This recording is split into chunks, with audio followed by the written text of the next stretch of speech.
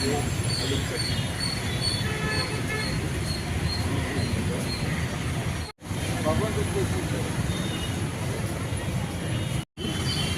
సూరిబాబు గారు నాకు గత 10 సంవత్సరాలుగా పరిచయం అండి. ప్రతి ఒక్కరు కూడా ఏమనుకుంటారంటే ఒక మన డిస్ట్రిక్ట్ కానీ లేదంటే స్టేట్ కానీ ఇప్పుడు చాలామందికి హైదరాబాద్ ఉంది. హైదరాబాద్ చాలా సరైనంగా అభివృద్ధి చెందింది అనుకుంటారు, కానీ అది కరెక్ట్ కాదండి. అభివృద్ధి చెందడం అనేది ఏంటంటే మన నేచర్ని యూజ్ చేసుకోవాలి, బిల్డింగ్లు కట్టడం కాదండి. ఎందుకంటే ప్రతి మనిషికి ఇప్పుడు మన ఇంట్లో చూసుకుంటే ప్యూరిఫై అనేది తాగడానికి వాటర్ వాడతాం, కానీ ఆ నీరు ఎక్కడి నుంచి వస్తుంది అనేది చాలా ఇంపార్టెంట్. ఇప్పుడు మేము చేస్తున్న ఏదైతే అవేర్నెస్ ప్రోగ్రామ్ ఉందో ఇంకుడుగుంతల ప్రోగ్రామ్ అనేది, సో మనకి ప్యూరిఫై అనేది ఇంట్లో ఎలా ఉండాలో ప్రతి ఒక్క ఇంటికి కూడా ఈ పర్టికులర్గా ఏదో ఇంకుడుగుంత అనేది చాలా చాలా కంపల్సరీగా ఉండాలండి. చాలామందికి తెలియదు. అంటే ఒక అపార్ట్మెంట్ ఉందనుకోండి, ఒక 20 ఇళ్ళు ఉంటాయి. ఆ 20 ఇళ్ళకి వాటర్ ఎక్కడి నుంచి వస్తుందండి? డ్రింకింగ్ వాటర్ అనేది మనకి నేచర్ ఏం చేస్తుందంటే వర్షం రూపంలో ఆ వాటర్ అనేది ఇస్తుంది. కానీ మనం ఏం చేస్తున్నాం అంటే ఏవైతే డ్రైనేజ్ సిస్టమ్స్కి అవి అటాచ్ చేయడం వల్ల ఆ వాటర్ అనేది డైరెక్ట్గా సముద్రంలోకి వెళ్ళిపోతుంది. కానీ ఇంకుడు గుంత తీయడం వల్ల ఏమవుతుందంటే ఆ 20 ఫ్లాట్స్ ఏవైతే ఉన్నాయో ఆ వాటర్లో ఎప్పుడైతే బోర్ ఉంటుందో ఆ బోర్కి జలం అనేది వెళ్తుంది. సో ఆ ఇంకుడు గుంత తీయకపోవడం వల్ల ఏమవుతుందంటే ఆ వాటర్ అనేది వేస్ట్ చేసుకుంటున్నాం. సో ప్రతి ఒక్కరు కూడా ఈ ప్రోగ్రామ్ చూస్తూ ప్రతి ఒక్కరు కొత్తగా కట్టిన వాళ్ళు కానీ లేదా ఆల్రెడీ కట్టి ఉన్న ఇళ్ళలో కానీ ఈ ఇంకుడు గుంతలు తీయడం వల్ల ఇన్ ఫ్యూచర్లో నెక్స్ట్ జనరేషన్ కూడా మనం వాటర్ ఇవ్వగలం. ఇప్పుడు చూసుకోవచ్చు వైజాగ్లో మనకు ఆక్సిజన్ టవర్స్ అని ఉంది. సో వాళ్ళకి అన్ని ఇల్లు అక్కడ ఉండడం వల్ల ఏమవుతుందంటే డెప్త్ ఆఫ్ ది వాటర్ చుట్టుపక్కల ఉన్న వాటర్ అంతా కూడా ఉండదు అక్కడ ఉన్న అపార్ట్మెంట్కి. ఇన్ ఫ్యూచర్లో మనకి ఇప్పుడు కూడా తెలుసండి వాటర్ స్కేర్సిటీ అనేది లేదు కొన్ని ప్లేసుల్లో వైజాగ్లో. అది ఎందుకు ఉండట్లేదు అంటే మనం వాటర్ని సేవ్ చేసుకోవట్లేదు. నేచర్ ఏదైతే ఇస్తుందో వర్షం రూపంలో ఆ నీళ్ళు మనం వాడుకోవట్లేదు. అదే ఇంకుడు గుంతలు తీయించడం వల్ల ఏమవుతుందంటే అట్లీస్ట్ మన దగ్గర మన స్లాబ్ మీద వచ్చిన వాటర్ కూడా మనం దాచుకోవచ్చు. దాన్ని మనం బోర్వెల్స్లో అది నెక్స్ట్ జలగా ఊరి ఆ వాటర్ మనం వాడుకోవచ్చు. సో చాలా మందికి తెలియదు. ఇంజనీర్స్, డాక్టర్స్ అందరూ కొన్ని అవేర్నెస్ ప్రోగ్రామ్స్ ఇస్తున్నారు.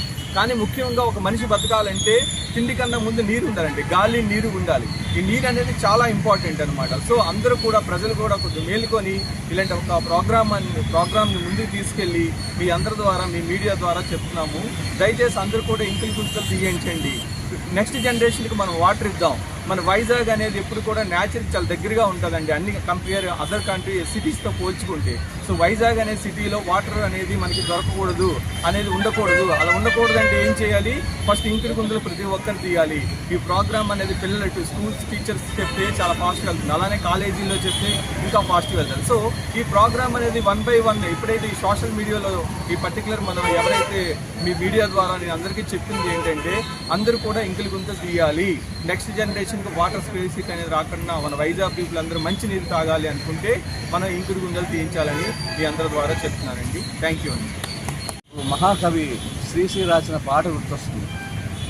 సస్యశ్యామల దేశం అయినా నిత్యం క్షామం, ఉప్పొంగే నదుల జీవజలాలు ఉప్పు సముద్రం పాలు. ఉప్పు సముద్రం పాలు అయిపోతున్నాయి. ఈ నదిలో ఉన్న వాటర్ అంతా ఉప్పు సముద్రాలు పోయాయి.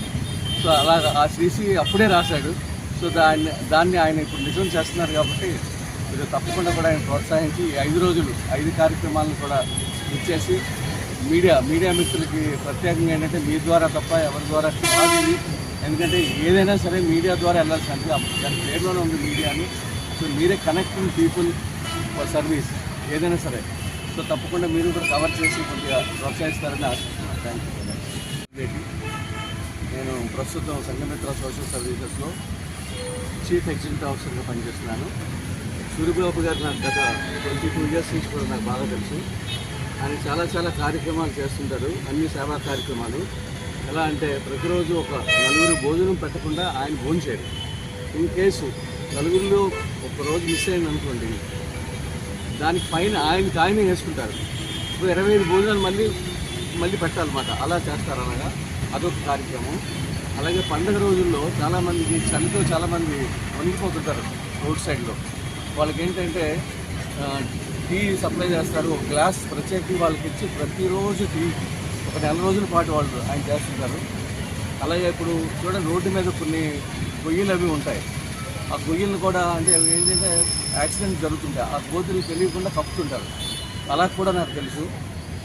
అలాగే ఒక రూపాయి తీసుకొని వాళ్ళ ఇంటి దగ్గర ట్యూషన్ పెడుతున్నారు. అందరూ లేబర్ పిల్లలు అందరూ వస్తారన్నమాట. 1 రూపాయి తీసుకుంటారు. వాళ్ళు ఆయన సొంత ఇంటిలో సొంత ప్లేస్లో ఆయన ఉచితంగా అందరికీ ఒక టీచర్ని పెట్టి ఆయన చెప్పిస్తుంటారు. అలా కూడా ఇలాంటి కార్యక్రమాలు చాలా ఉన్నాయన్నమాట. మజ్జిగ సప్లై చేయడం, చాలా కార్యక్రమాలు చేస్తుంటారు. ఇప్పుడు ఈయన ఏంటంటే ఈ ప్రకృతి అయినటువంటి భూమి, ఆకాశం, ఈ నీరు ఇవన్నీ కూడా ప్రపంచానికి సంబంధించినవి. దీనికి ఇలాంటి ఆలోచన రావడం చాలా గ్రేట్. ఎందుకంటే నీరుని మనం జాగ్రత్త పరచాలి అంటే అది చాలా కష్టం. అందరూ ఆలోచించరు ఈ విషయం. ఎవరి నీరు వాళ్ళే చూసుకుంటారు.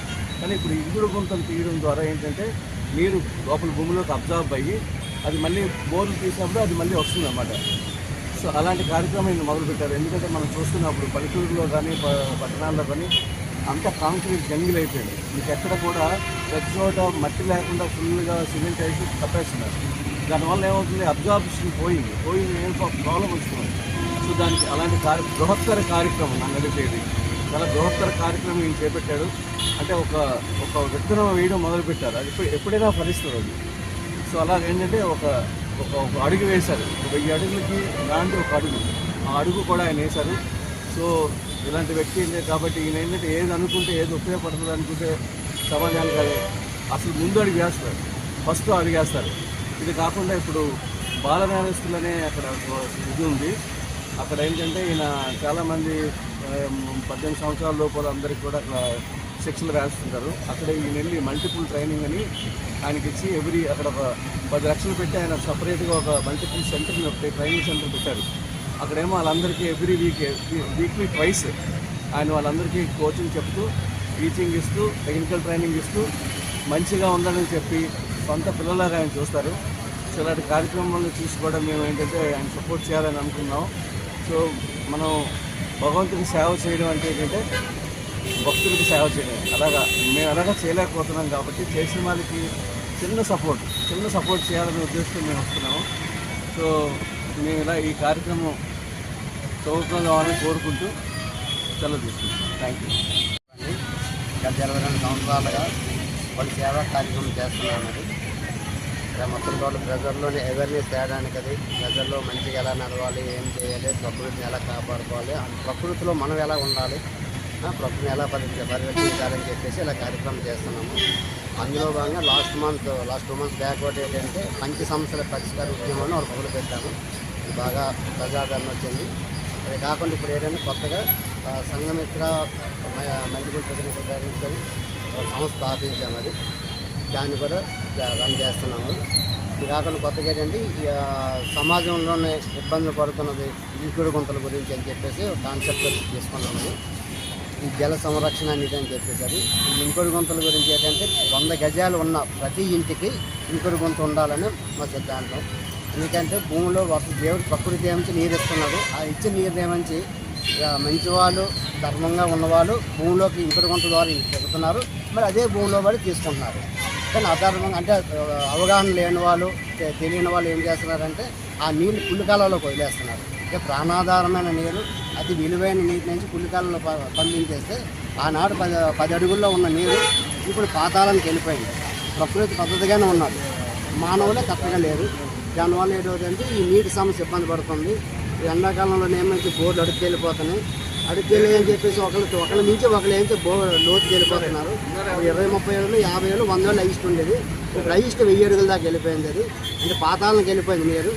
ఇలా వెళ్ళిపోవడం వల్ల ఇంకా లోతు అయితే ఇప్పుడు నీరే వస్తుంది. అది ఇలా కాకుండా ప్రతి 100 అడుగులకి ఇంకుడు గుంత ఉండాలి అని ఒక సిద్ధాంతంతో మేము దీన్ని తీసుకొచ్చాము.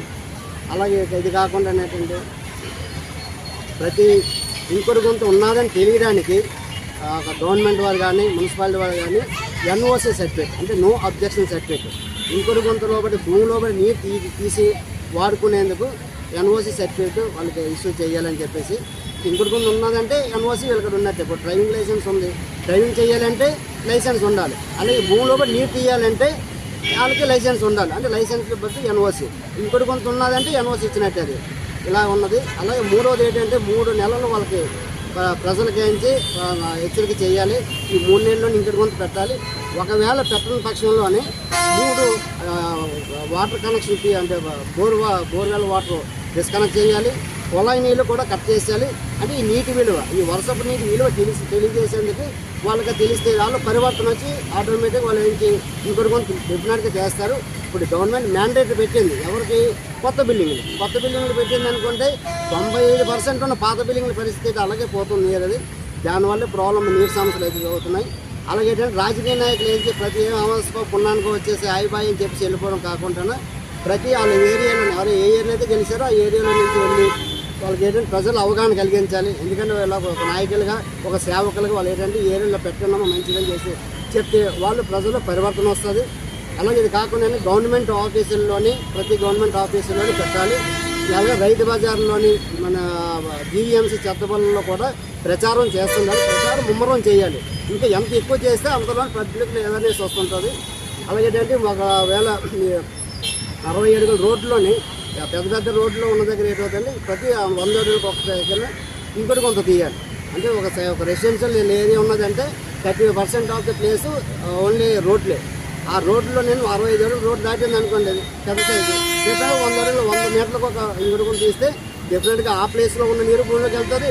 పబ్లిక్లో ఉన్న ఇళ్ళలోనే ఉంటుంది. ఎవరికి మొత్తం అంతా ఆల్మోస్ట్ 90% దాకా భూమిలోకి ఇంకుతుంది. ఇంకేంటంటే పాత రోజులు అంటే 10 అడుగుల్లో ఉన్న నీరు డెఫినెట్గా సక్సెస్ అవుతుంది. అని ఇలాంటి పలు సేవా కార్యక్రమం చేస్తున్నామండి. ఇది కాకుండా ఏంటంటే దేశం నెంబర్ 1గా అవ్వాలన్నా భారతదేశం బాగుండాలనేసి 11 ఉద్యమాలు అనుకున్నామండి.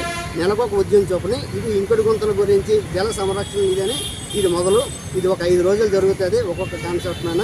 నెక్స్ట్ వచ్చే నెలలో నుంచి మరొక ఉద్యమంతో మొదలవుతున్నాం. ఇవన్నీ కలిపి డిఫరెంట్ ప్రజలు సమస్యలు ఎదుర్కొంటున్నవి. అలాగే ప్రజా అధికారులు ఎలా చేయాలి అన్నిటి కలిపి చేస్తున్నామండి. వీళ్ళందరూ నాకు ఇప్పుడు వచ్చి మీడియా సోదరులు అందరూ సపోర్ట్ చేస్తున్నారు. అలాగే మా స్వచ్ఛంద సంస్థల వాళ్ళు ప్రజలందరూ వచ్చి చేస్తున్నారు. ఎవరైనా ఇంకొక కొంత తీసుకుందాం అనుకుంటే ఏ సైజు తీయాలి, ఎలా తీయాలి, దాంతో మ్యాండేట్ ఏంటి మొత్తం అంతా కలిసి ఇన్ఫర్మేషన్ ఇస్తాము. వీలైతే వాళ్ళు కోఆపరేట్ చేస్తాము. ఇలాగే చూసి ప్రజలందరూ అవగాహన తెచ్చుకొని ఒక బాధ్యత, ఇల్లు ఉన్నదంటే ఇంకొక కొంత ఉండాలి, ఇల్లు ఉన్నదంటే కరెంట్ ఉంటుంది, కరెంట్ ఉన్నదంటే ఇంకొక కొంత ఉండాలి. ఇది ఒక కాన్సెప్ట్ నినాదంతో ఏమొచ్చి ఇలా చేస్తున్నామండి. ఒక జల సంరక్షణ ఇది ఉందని చెప్పేసి ఇలా చేస్తున్నాం. నమస్కారం.